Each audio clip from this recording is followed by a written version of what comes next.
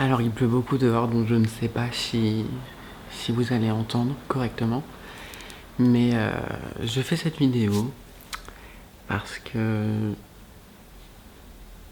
je ressens le besoin de la faire. Je sais pas si je ferai du montage ou je ne sais pas si j'aurai le courage de la monter en fait sur le logiciel pour après l'éditer et la publier. Je sais même pas si je vais la publier, mais je ne donnerai pas de nom. Je pense que vous pourrez faire le lien assez facilement. Donc j'ai eu une relation toxique, extrêmement toxique. Les devants, ce qu'on montrait, ce que je montrais, je pouvais paraître heureuse. Mais avec le temps, ça s'est développé, ça s'est dégradé. Oui, j'ai assez de batterie. Et peu à peu, c'est devenu de plus en plus toxique. Au début, c'était tout beau, tout rose. Et j'ai fini par comprendre que c'est tout simplement parce que la personne que j'avais choisie, la personne sur laquelle j'avais projeté des choses qui au final n'étaient qu'une illusion, n'étaient qu'une idéalisation, n'étaient qu'une l'euphorie m'a peut-être propulsé pour penser tout ça, pour idéaliser, je ne sais pas. Bref, je me suis rendu compte avec le temps que cette personne était une personne perverse narcissique et qui, malheureusement, j'étais sous son emprise. J'ai mis du temps à m'en détacher. Je ne dis pas que je suis totalement détaché, mais j'ai mis énormément de temps à m'en détacher. Et cette relation a évolué, a évolué, a évolué. Et il y a eu plusieurs événements qui ont fait que je me suis posé des questions. J'ai passé du temps chez des amis avec cette personne. Et mes amis ont vu dans les comportements de cette personne-là, justement, de mon copain actuel, à l'époque, ils m'ont dit il y a quelque chose qui va pas, il ne changera pas, il ne changera jamais. Par exemple, il m'a poussé à bout au point que je le gifle et que je lui dise de me laisser tranquille. Et je voulais changer d'air un petit peu. Donc je suis sorti et il m'a suivi. Il m'a suivi, il m'a suivi, il m'a suivi, il m'a suivi. Il a pris le bus, il m'a suivi à l'arrêt de bus dans la rue. Il s'était assis à côté de moi. Alors après, j'ai fait en sorte de m'asseoir à côté de quelqu'un d'autre dans le bus. Il voulait m'embrasser, il me touchait de force. Et je n'arrivais pas à m'en débarrasser. Il voulait vraiment... il voulait vraiment que je sois sa chose et absolument... je ne pouvais pas faire la gueule, je ne pouvais pas aller me... Vous savez, quand on se dispute dans un couple, parfois c'est bien que chacun aille de son côté. Ça, c'était pas possible. Ça, c'était pas possible parce que je devais constamment lui donner. Lui donner, lui donner, lui donner, lui donner, lui donner. Il fallait constamment que je lui donne quelque chose. C'est pareil, si j'avais le malheur de me mettre sur l'ordi ou d'appeler des amis ou de parler trop sur l'ordinateur ou parler trop sur le téléphone, tout de suite, ça allait se retourner contre moi parce que si je fais ça, c'est pas normal et c'est que je m'en foutais de lui. Or, bah non, c'est juste que chacun a son jardin secret et au fur et à mesure que la relation est devenue de plus en plus toxique, bah, j'ai commencé à en parler avec des amis, chose qu'il a forcément vu et il s'est mis à détester certains de mes amis. Parce que le pervers narcissique va commencer à mal parler, il parle mal des gens, ensuite il parle mal de vos amis et ensuite il parle mal de vous, il vous isole. Et je ne l'ai pas forcément vu dès le début. J'espère que dans cette vidéo je m'en mêle pas et que j'essaie de pas craquer. Et c'était très compliqué parce que tous mes amis me disaient méfie-toi, c'est bizarre, il y a quelque chose qui va pas. Et je voulais tellement y croire, j'étais tellement amoureuse que j'ai toujours donné une chance, une chance, une chance, une chance, une chance, une chance. Et toutes les chances ont été détruites. Et malgré ça, j'étais complètement aveugle, comme une femme battue en fait, comme une femme violentée, parce que pour moi j'étais violentée, comme une femme violentée qui en fait a l'impression que c'est sa faute, que ça va s'arranger. Il y a la période où ça pète, il y a la période lune de miel où tout est joli, mais ça repète forcément au bout d'un moment. Sur le coup, je me disais je vais le quitter, je vais le quitter, je vais le quitter, et hop, il redevenait comme un petit agneau, un petit agneau.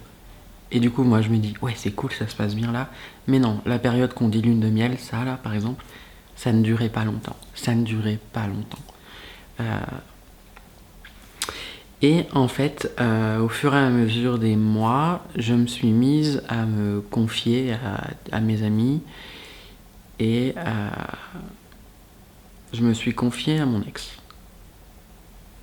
Parce que je suis resté en bon terme avec. Et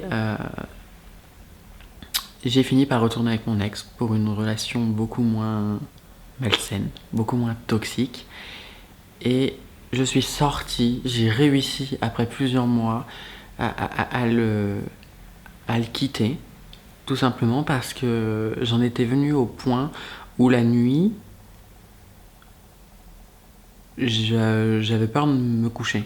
J'avais peur de me coucher, je me suis dit, il va s'en prendre à moi physiquement. Et j'ai pas envie d'attendre de voir s'il en était capable. J'ai pas envie de prendre des coups, j'ai pas envie de voir qu'il en est capable et que ce soit trop tard et que je sois enfermée dans une relation de la sorte. Donc qu'est-ce que j'ai fait? Je suis partie. Je suis partie et j'ai fait ça parce que je voulais pas attendre de voir s'il était capable de me faire mal. Ensuite, dans ces excès de colère, il y avait des propos qui pouvaient être horribles. Même si c'était des choses qu'il ne pensait pas forcément, il y a une phrase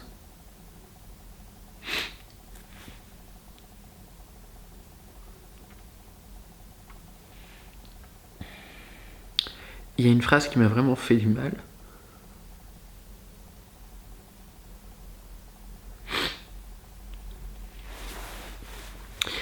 Il m'a dit, moi au moins, je suis pas un monstre. En faisant référence à ma transidentité. Et quand j'ai entendu cette phrase, c'était mort.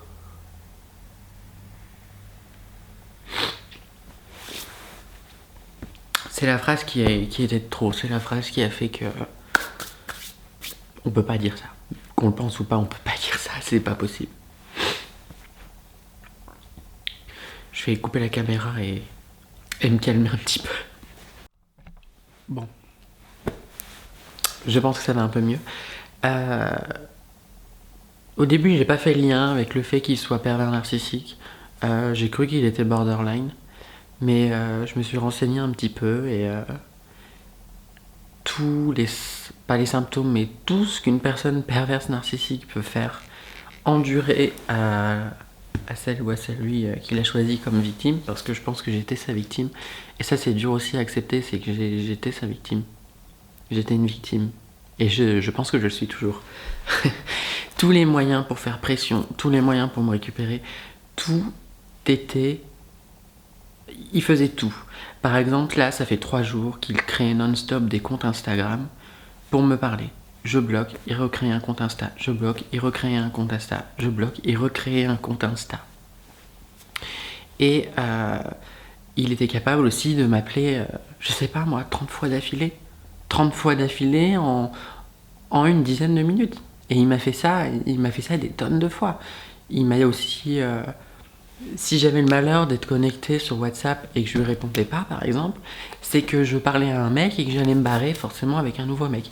Donc on était dans la psychose, franchement on était dans les délires, c'était très haut.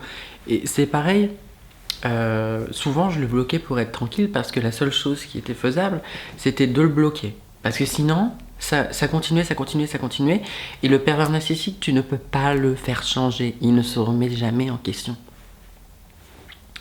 Et ce qu'il faisait en fait, c'est tout simplement qu'il contactait mes amis. Mais il a contacté tous mes amis. Et là, ça fait 3 jours qu'il contacte tout le monde. Il contacte tout le monde en leur demandant « S'il te plaît, blablabla, on pourrait être amis, je suis plus avec Laura, mais bon, c'est pas grave, est-ce que tu peux lui dire de me débloquer ?» Il essaie... En fait, il essaie d'avoir la pitié de mes amis en espérant que ça va me toucher ou je vais le débloquer ou quoi que ce soit. Enfin bref, on est vraiment dans la manipulation et je ne pensais pas assez intelligent pour être manipulateur. C'est pour ça aussi que je remettais en doute le fait qu'il soit pervers narcissique. Mais non, selon moi, il est vraiment pervers narcissique. Le pervers narcissique parle mal de son père, le pervers narcissique parle mal des gens, le pervers narcissique va aussi avoir une attitude très enfantine, très de bébé. Et en fait, si vous voyez, enfin, vous l'avez très bien vu dans les précédentes vidéos, il y a vraiment ce côté enfantin.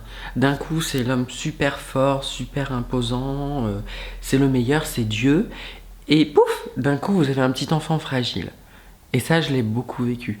Et je me rappellerai toujours que la première fois où j'ai senti qu'il y avait quelque chose qui allait pas dans la relation, c'est quand il est venu me chercher et qu'on était sur la route avec mes affaires. Sur la route pour aller vivre ensemble. Et il y a eu un moment donné où il s'est mis à crier très fort. Et je me suis dit, sur le coup, bah, il a peut-être eu peur parce qu'on conduisait ou je ne sais quoi. Mais en fait, c'était un changement d'attitude. J'avais jamais vu ce visage-là. Et c'était la première fois que j'étais face à ça. Et j'ai pas compris sur le coup et j'ai laissé passer. Et en fait, c'est redevenu de plus en plus souvent, de plus en plus souvent, de plus en plus souvent. Et des crises incroyables, des crises incroyables. Et peu importe ce que je disais pendant ces crises-là, ça allait se retourner contre moi. Tout ce que je pouvais dire allait se retourner contre moi. Et je ne sais même pas pourquoi je fais cette vidéo.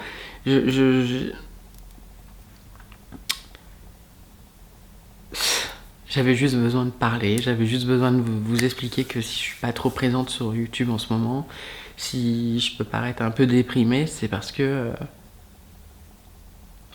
ça va pas du tout en ce moment. Et vous avez pu voir que j'avais fait une vidéo où j'expliquais pourquoi j'étais plus avec lui, et même dans cette vidéo, j'étais à mort dans le déni, j'ai essayé de lui trouver des raisons. Pour moi, c'était une personne qui avait un problème dû à son enfance, une névrose, quelque chose, et je l'ai toujours vu comme quelqu'un de pas malade, mais comme quelqu'un qui avait un souci là-dedans, mais qui n'était pas méchant, qui n'était pas mauvais. Et là depuis quelques jours, j'ai vraiment compris que c'était quelqu'un de mauvais et qu'il fallait que je pouvais même pas rester en bon terme avec. Et qu'il faut que je passe à autre chose parce que peut-être que j'étais encore sous son emprise. Et qu'il n'y a pas d'autre solution que de le balayer de ma vie. Et tous mes amis me le disent, de toute façon, il t'apporte rien. Et ça sert à rien même de vouloir être gentil avec. Pour lui, tu es sa chose. Et il fera tout pour que tu sois sa chose. Et il fera tout pour que tu sois sous son emprise. Enfin bref, voilà. Je voulais faire le point sur cette relation, histoire de vous éclairer un petit peu. Je sais que j'étais pas obligée de le faire, mais j'avais besoin de parler, j'avais besoin d'extérioriser. Je ne sais même pas si cette vidéo sera en ligne. Je sais pas du tout. En tout cas, je viens de l'enregistrer. J'ai quand même trouvé le courage de me maquiller ce matin. Je me suis dit, bon, maquille-toi. Fais pas tes cheveux, mais maquille-toi. Essaie de garder la tête haute, de ne pas craquer. Et voilà. Parfois dans la vie c'est compliqué, mais ça va toujours mieux avec le temps. Ça va toujours mieux avec le temps. Du moins si on reste vivant. Voilà. Je vais arrêter là et je m'étalerai pas plus. Sachez juste que j'étais dans une relation toxique, que j'ai réussi à en sortir, que ça m'a pris des mois, mais que ça peut arriver à tout le monde et qu'il faut oser en parler, il faut oser demander de l'aide. Parce que je pense que sans mes amis, je serais toujours dans cette relation toxique et je ne sais pas où je serais aujourd'hui. Voilà. Je vais arrêter là.